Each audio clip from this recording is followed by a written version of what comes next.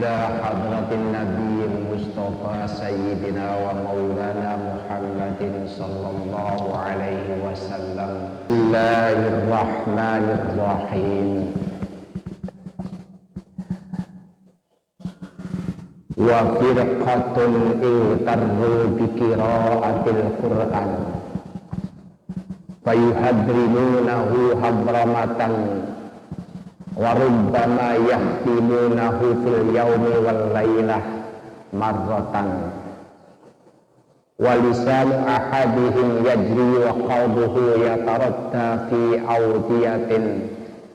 أودية الأماني إذ لا يتفكر في معاني القرآن. Nerusaken golongan-golongan ingkang tertipu kelawan Allah. Nggih punika golongan ingkang tertipu kelawan bacaan-bacaan Al-Qur'an. Mereka terlalu berburu mempercepat bacaan Al-Qur'annya, bahkan terkadang dalam satu hari satu malam berusaha untuk menghatamkan sekali. Jadi satu hari satu malam ditarget harus hatam, sehingga lesannya berjalan melafalkan Al-Qur'an, tetapi hatinya niki angen-angene mboten karu-karuan. Kadang nang pasar, kadang nang tempat pekerjaan, kadang nang keluarga dan sebagainya. Jadi terus Quran cowok bahkan hafal, tapi pikirannya melayang kemana-mana. Niki orang-orang yang tertipu. La yatafakkaru fi ma'anil Quran, karena mereka sedikit pun tidak mau berpikir dan berangan-angan makna dari Al-Quran yang telah dibaca. Liyamzajira bizawajiri wa yatta'ida bimawa'idi. Di dalam Al-Quran itu ada undang-undang, ada aturan di dalam kehidupan. Ada larangan, ada perintah, ada mau'idhah, ada hikayah, yang semuanya itu adalah berguna di dalam kehidupan kita sehari-hari. Cuma terkadang kita hanya membaca, tidak mau berusaha untuk memahami. Jadi kita ngerti belas kandungan Al-Quran itu seperti apa. Wa yaqifu 'inda awamirih wa nawahih, sehingga yang batin itu nalika wonten ayat yang menjelaskan tentang larangan itu mboten turun anu-anu. Ketika menjelaskan tentang perintah, dia tidak mau berangan-angan apakah dia sudah menjalankan perintah itu atau belum. Wa ya'tabiru bimawadi'il itu berarti, dan ketika ada itibat ayat-ayat yang menjelaskan tentang keharusan atau anjuran untuk mengambil teladan, untuk mengambil mau'idhah, mereka tidak bisa mendapatkan itu karena memang hanya membaca. Bahwa maghrurun, tiang sing kaya ngeten iki tiang yang tertipu. Dan iki kula jenengan kena kabeh ngeten iki wis. Urusan ngalor itu, tapi kita mboten pernah memahami satu ayat pun dari apa yang kita baca.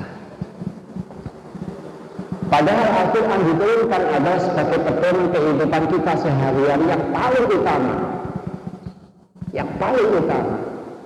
Rasulullah SAW diutus dan diberikan bekal Al-Quran bukan hanya sebagai mukjizat, tetapi sebagai pegangan kita. Makanya masih kita mau coba bolak-balik, bahkan sing suaranya enak dilakukan dan sebagainya, sehingga memukau setiap tiang ingkang mendengarkan, tetapi mboten manfaat ngene kelakuane. Pancet sing tomat ya tetep tomat, sing atine bosok ya tetep bosok. Wa misaluhu Misal wa abdin kataba ilaihi maulahu kitaban.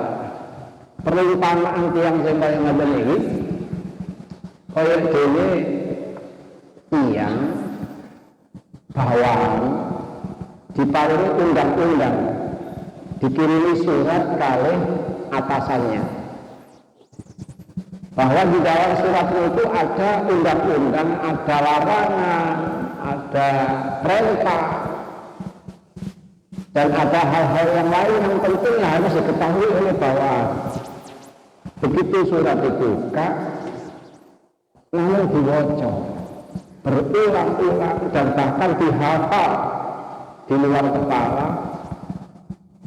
Terus mari ngoten dheweke mboten ngerti isine iki. Isine surat iki mboten ngerti. Sementara kelakuane tetap mboten saged merubah sifat-sifat sing elek. Sing nyolongan ya tetap nyolongan, sing hasud ya tetap hasud, sing rasanya ya tetap hampir tidak bisa merubah. Kados sekali lagi kados bawahan. Misalnya bawahannya tugasnya kamu harus begini, jangan begini, atau undang-undang 1 sampai sekian, larangan 1 sampai sekian, tapi hanya dihafal. Wis kaya orang atau nyanyian itu, selawatan itu. Selawatan sakniki lah hebat kan ya. Bahkan non-muslim itu kepingin selawatan, saking hebatnya.